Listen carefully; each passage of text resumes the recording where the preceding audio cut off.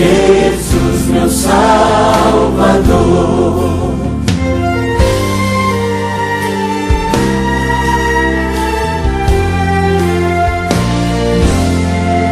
Tu me salvou.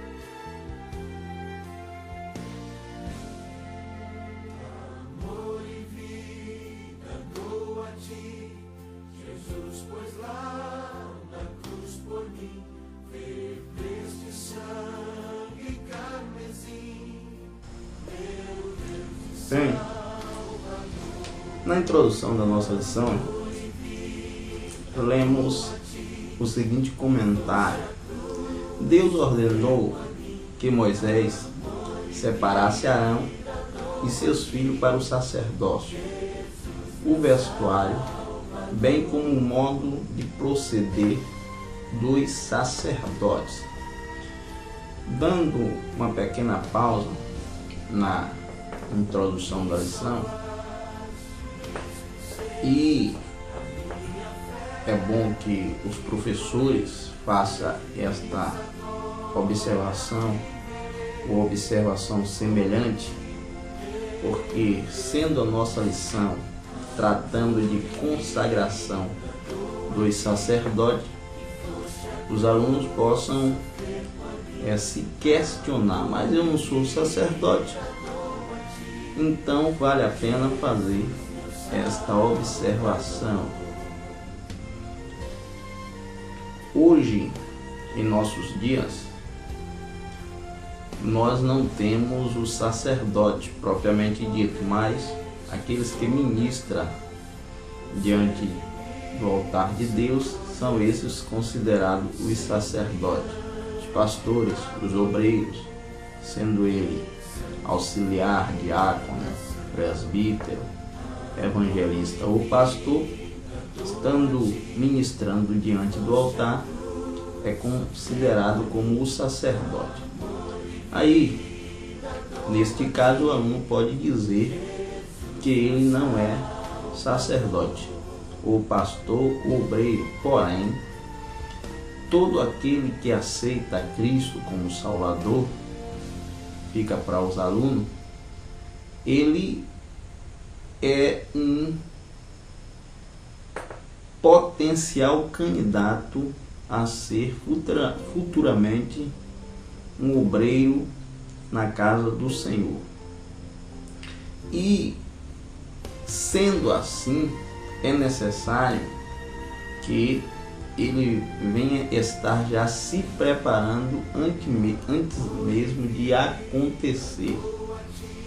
Uma coisa que deve se observar é que está escrito em 1 Timóteo, no capítulo de número 3, no versículo de número 2, assim como no Antigo Testamento Deus ordenou a Moisés a separação de Arão e seus filhos e lhe instruiu como deveria proceder Arão e os filhos e como deveria se vestir Arão e os filhos também.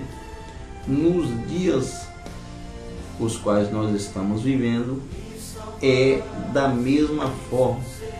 E por isso Paulo, ele conversando com Timóteo, ele passou a instruir Timóteo como fazer tal separação. E aí Paulo escreve desta forma no capítulo de número 3, no versículo de número 2 da primeira carta escrita a Timóteo. É necessário, portanto, que o bispo seja irrepreensível, esposo de uma só mulher, temperante, sóbrio, modesto, hospitaleiro, apto para ensinar, não dado a vinho, não violento, porém cordato, inimigo de contendas, não avarento, e que governe bem a sua própria casa, criando os filhos sob disciplina, com todo respeito, pois se alguém não sabe governar a própria casa, como cuidará da igreja de Deus? Não seja neófito para não suceder que se ensoberbeça e não incorra na condenação do diabo. Estas são as qualificações daquele que, sendo cristão, sendo crente, tendo aceitado a Jesus, ele é um potencial candidato a futuramente ser um obreiro do Senhor.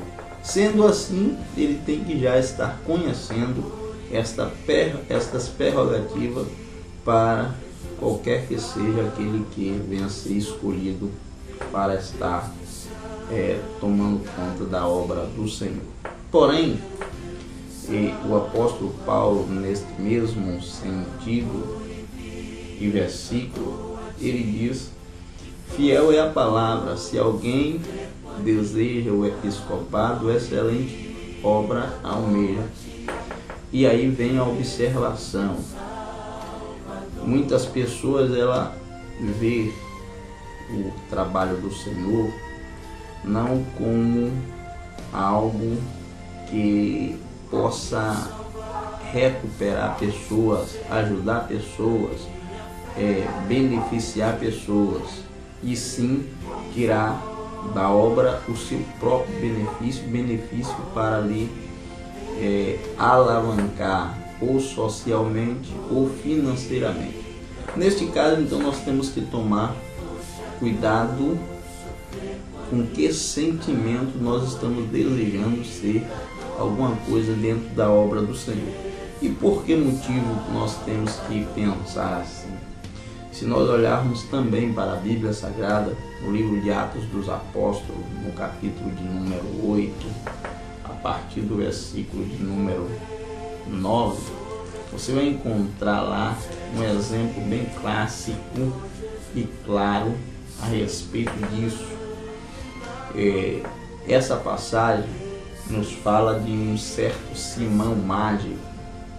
Esse cidadão observou Filipe fazendo a obra de Deus e, por ele estar lucrando com algo semelhante naquela cidade, e chegando Filipe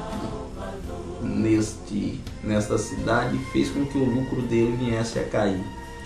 Ele, observando isso, também começou a seguir Filipe. Para quem olha logo de primeiro ponto, até acha interessante um homem que praticava artes mágicas, agora largou artes mágicas para seguir Filipe. Mas não foi bem isso. O coração dele estava com outros interesses, e só foi ser revelado o verdadeiro interesse do coração de Simão o mágico quando Pedro e João vai até Samaria, por não ter sido os irmãos batizados no Espírito Santo. Pedro e Simão chegam até ali, e Simão o mágico, ele, observando o que Pedro e João fizeram, ele então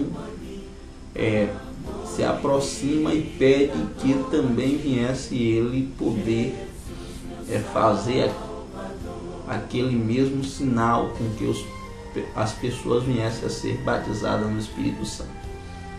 E Pedro, cheio do Espírito Santo, olha para ele e diz que ele não tem sorte nem parte neste ministério de obreiro do Senhor, porque o coração dele não era reto diante de Deus. Então, amados e queridos alunos, o desejo do episcopado é bom, porém, veja lá porque você está desejando o episcopado. Se você deseja o episcopado para que a obra de Deus cresça e venha beneficiar as almas que estão perdidas, bom desejo você está tendo e reto diante de Deus. Se por outros motivos, Deus te guarde e lhe desencaminhe destas atitudes. Pois bem, irmãos, aí está a introdução, mas queremos também comentar um pouco dentro do